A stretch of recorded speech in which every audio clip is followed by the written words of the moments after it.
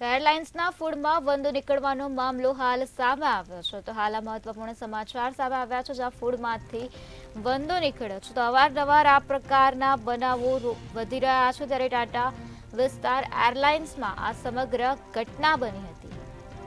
મુસાફરે એરલાઇન્સમાં email દ્વારા પોતાની ફરિયાદ નોંધાવી છે, જેમાં ફૂડમાં વંદો નીકળ્યો છે. તો ફરિયાદનો કોઈ નિવેડો ના આવતા કોર્ટમાં ફરિયાદ દાખલ કરવામાં આવી છે. મુસાફર દ્વારા અમદાવાદ ગ્રાહક કોર્ટમાં ફરિયાદ કરવામાં આવી છે. એરલાઇન્સના ફૂડમાંથી વંદો નીકળવાનો મામલો હાલ પ્રકાશમાં આવ્યો છે, જેમાં 45 દિવસ બાદ કોર્ટમાં એરલાઇન્સે જવાબ રજૂ કર્યો છે. ફૂડમાં મરેલો વંદો નહીં, પરંતુ આદુનો ટુકડો હતો. તો ગ્રાહક કોર્ટમાં રાઇટ ક્લોઝ કરવા અરજી પેન્ડિંગ છે.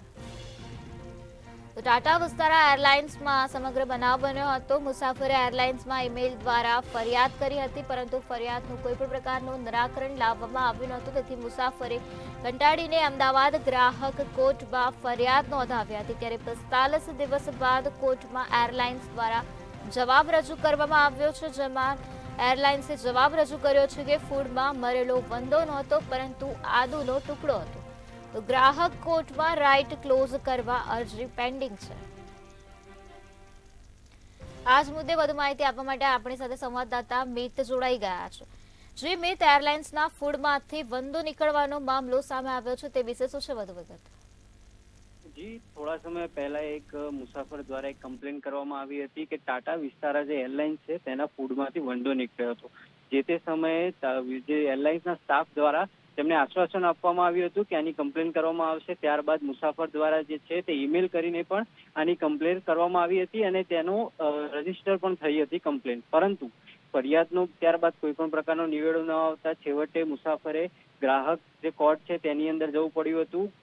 તેની અંદર ફરિયાદ દાખલ કરવી હતી અને ત્યારબાદ 45 દિવસ સુધી એરલાઇન્સ દ્વારા કોઈ પણ જવાબ રજૂ કરવામાં નહોતો આવ્યો. ત્યારબાદ એવો જવાબ રજૂ કરવામાં આવ્યો હતો કે જે વંદો છે તે વંદો નહોતો, પરંતુ જે આદુનો ટુકડો હતો. ત્યારબાદ હવે જે ફરિયાદીના વકીલ છે તેના માટે જે એમના અરજી કરવામાં આવી છે અને જે રાઇટ ક્લોઝની અરજી છે તે હાલ કોર્ટની અંદર પેન્ડિંગ છે. આ બાબતે ચુકાદો જે છે તે આવવાનો બાકી છે, પરંતુ આવો અવારનવાર કિસ્સા બનતા હોય છે, ત્યારે હવે કઈ રીતનો નિર્ણય લેવામાં આવે છે તેની પણ નજર રહેશે. જી શ્રીમિત, સમગ્ર માહિતી આપવા બદલ આભાર. તો એરલાઇન્સના ફૂડમાંથી આ પ્રકારનો વંદો નીકળવાનો મામલો હાલ પ્રકાશમાં આવ્યો છે. જે મુદ્દે મુસાફરે મેલ દ્વારા ફરિયાદ કરી હતી, ત્યારે ફરિયાદનો કોઈ નિવેડો ના આવતા મુસાફરે કોર્ટમાં ફરિયાદ દાખલ કરી હતી.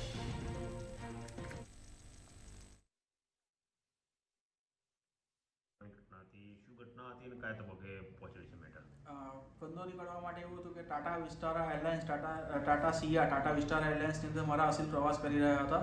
ટિકિટની અંદર બ્રેકફાસ્ટ સાથેનો નાસ્તા સાથેની ટિકિટ હતી. એટલે નાસ્તાની અંદર એમને ઇડલી સંભાર આપવામાં આવેલો હતો.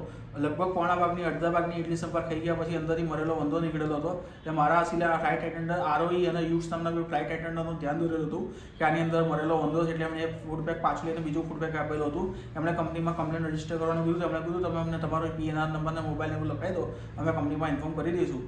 મારા અસીલ જ્યાં નેક્સ્ટ એરપોર્ટ પહોંચ્યા ત્યાંથી એરપોર્ટ પર બી અમને ફરિયાદ કરેલી હતી. અમદાવાદ આવીને પાછા ફરીવાર કંપનીમાં બી મેલથી ફરિયાદ કરી હતી.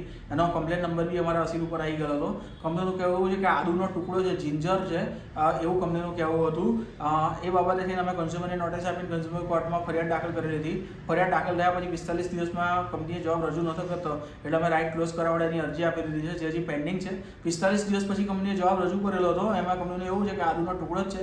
હજી રેકોર્ડ ઉપર આવેલો નથી. જજ સાહેબ ડિસાઇડ કરી રહ્યા છે કે 45 દિવસ થઈ ગયા કે નથી થયા, એના માટે તેને પેન્ડિંગ છે. લગભગ રાઇટ ક્લોઝ થવાના સ્ટેજ ઉપર પેન્ડિંગ છે.